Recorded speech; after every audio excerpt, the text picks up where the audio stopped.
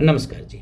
आज मैं आपसे बात करना चाह रहा हूँ कि आप किस तरह से टीचर बन सकते हैं, इसकी ट्रेनिंग। इस इंस्टीट्यूट से ट्रेनिंग करने का मतलब है कि आपका सिलेक्शन 100%, 90% पहले अटेम्प्ट में और कुछ जो बच जाते हैं वो सेकंड अटेम्प्ट में सबका सिलेक्शन हो ही जाता है। ये मेरा पर्सनल अनुभव है। मैं मेरे साथ के साथ ही हम जहाँ इन इंस्टीट्यूट से जब निकलते हैं तो एंट्रेंस चाहे वो सेंट्रल गवर्नमेंट का हो, स्टेट गवर्नमेंट का हो, आप टीचर का एंट्रेंस क्लियर कर लेंगे, आपकी जॉब लग जाएगी।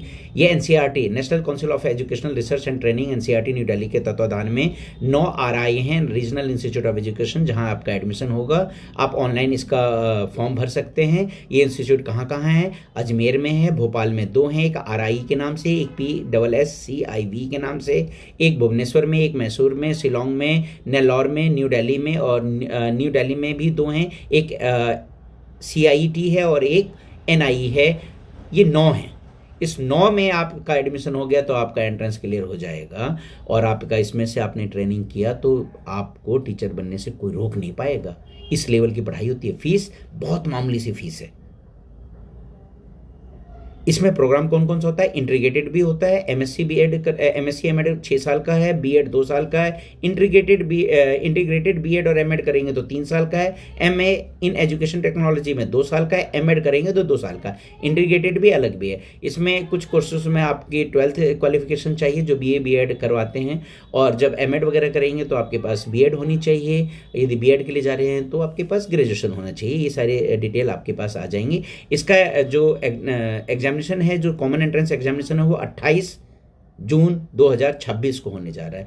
इस इंस्टीट्यूट के बारे में मैं आपको इसलिए बताना चाह रहा हूँ, और आपको इसका एंट्रेंस इसलिए देना हो, चाहे आपने साइंस साइड से हो, आप चाहे आर्ट स्ट्रीम से पढ़ी हो, चाहे आप कॉमर्स, टीचर बनने के लिए आप इसमें एंट्रेंस दे सकते हैं। मामूली सी फीस है, और जब आप इस एंट्रेंस को कर लेते हैं तो ट्रेनिंग की फीस बहुत मामूली सी है। यहाँ से ट्रेनिंग करने के बाद आपकी जॉब 100% लग जाएगी। आप पेपर में बैठेंगे। इस लेवल का उच्च स्तर सरकारी संस्था है, कम फीस है, ट्रेनिंग अच्छी है, आपको जॉब मिल जाएगी। जब आपको जॉब मिल जाएगी तो आपकी आर्थिक स्थिति भी ठीक होगी, तो आप हायर एजुकेशन के लिए भी तैयारी कर सकते हैं। मेरे साथ बहुत सारे दोस्त हैं जिन्होंने हायर इन जॉब करने के बाद, टीचर्स की जॉब करने के बाद, कोई SSP, किसी ने 3-4 ने UPSC क्लियर किया, कुछ अलग अलग UPSC में गए, कुछ एक्साइज में गए, कुछ कस्टम में गए, अच्छी अच्छी पोस्ट में आज वो वर्किंग कर रहे हैं। कुछ बैंकिंग सेक्टर में भी चले गए, अच्छी पोस्ट पे।